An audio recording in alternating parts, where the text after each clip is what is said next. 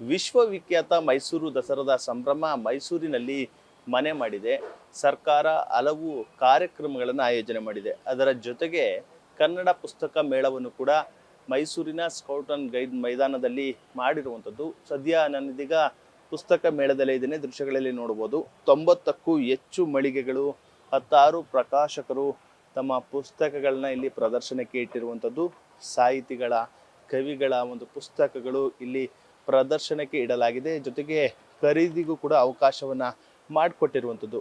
ಎಲ್ಲ ಒಂದು ಕಡೆ ನಿರೀಕ್ಷೆ ಇತ್ತು ಪುಸ್ತಕ ಮೇಳ ಅಂದರೆ ಬೇರೆ ಕಾರ್ಯಕ್ರಮಗಳ ಎಲ್ಲಿ ಆಹಾರ ಮೇಳ ಹಾಗೆ ಫಲಪುಷ್ಪ ಪ್ರದರ್ಶನ ಸೇರಿದಂತೆ ಬೇರೆ ಬೇರೆ ಸಾಂಸ್ಕೃತಿಕ ಕಾರ್ಯಕ್ರಮಗಳು ನಡೆಯುತ್ತೆ, ಅದೇ ರೀತಿ ಇಲ್ಲಿಗೂ ಕೂಡ ಬಹಳಷ್ಟು ಜನರು ಬರುತ್ತೆ ಅಂತ. ಆದರೆ ಎಲ್ಲೋ ಒಂದು ಕಡೆ ಇಲ್ಲಿ ಬರುವವರ ಸಂಖ್ಯೆ ಮಾತ್ರ ಕಡಿಮೆ ಆಗ್ತಾ ಇದೆ ಎಂಬ ಮಾತುಗಳು ಕೂಡ ಕೇಳಿ ಬರ್ತಾ ಇರುವಂಥದ್ದು. ನ್ಯೂಸ್ ಫಸ್ಟ್ ಕೂಡ ಒಂದಷ್ಟು ಪ್ರಕಾಶಕರ ಒಂದು ಸಿಬ್ಬಂದಿಗಳನ್ನು ಮಾತನಾಡಿಸುವಂಥ ಕೆಲಸವನ್ನು ಮಾಡ್ತು, ಮತ್ತು ಪುಸ್ತಕ ಪ್ರೇಮಿಗಳನ್ನು ಕೂಡ ಮಾತನಾಡಿಸುವಂಥ ಕೆಲಸವನ್ನು ಮಾಡ್ತು. ಅವರೆಲ್ಲರೂ ಕೂಡ ಹೇಳ್ತಾ ಇರುವಂಥದ್ದು ಸಾಹಿತ್ಯದ ಬಗ್ಗೆ ಯುವ ಜನತೆ ಎಲ್ಲೋ ಒಂದು ಕಡೆ ನಿರಾಸಕ್ತಿಯನ್ನು ತೋರಿಸ್ತಾ ಇದ್ದಾರೆ ಎಂಬುದು ಇಲ್ಲಿ ಮೇಲ್ನೋಟಕ್ಕೆ ಕಂಡು ಬರ್ತಾ ಇದೆ.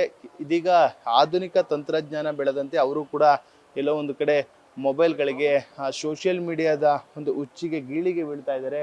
ಆ ನಿಟ್ಟಿನಲ್ಲಿ ಓದುವವರ ಸಂಖ್ಯೆ ಕಡಿಮೆ ಆಗ್ತಾ ಇದೆ ಎಂಬ ಮಾತುಗಳನ್ನ ಹೇಳ್ತಾ ಇರುವಂಥದ್ದು.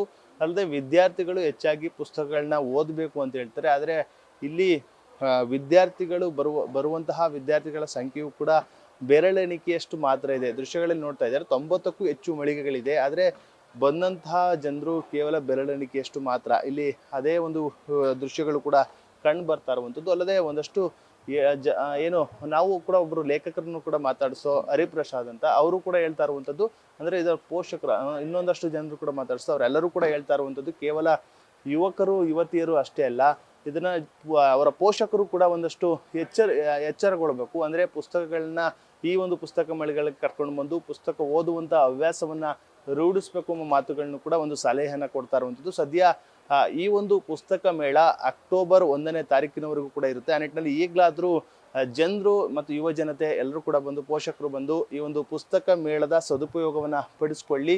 ಪುಸ್ತಕಗಳನ್ನ ಏನು ಪ್ರದರ್ಶನಕ್ಕೆ ಇಡಲಾಗಿದೆ ಅದನ್ನು ಪ್ರದರ್ಶನ ನೋಡಿ ಜೊತೆಗೆ ಖರೀದಿಯನ್ನು ಮಾಡಲಿ, ಅವರು ಕೂಡ ಓದುವಿನ ಅಭ್ಯಾಸವನ್ನು ಬೆಳೆಸ್ಕೊಳ್ಳಿ ಎಂಬುದು ನಮ್ಮ ಒಂದು ಆಶಯವೂ ಕೂಡ ಆಗಿರುವಂಥದ್ದು. ಕ್ಯಾಮ್ರಾ ಪರ್ಸನ್ ಅರ್ಷಿ ಜೊತೆ ನಂದೀಶ್, ನ್ಯೂಸ್ ಫಸ್ಟ್, ಮೈಸೂರು.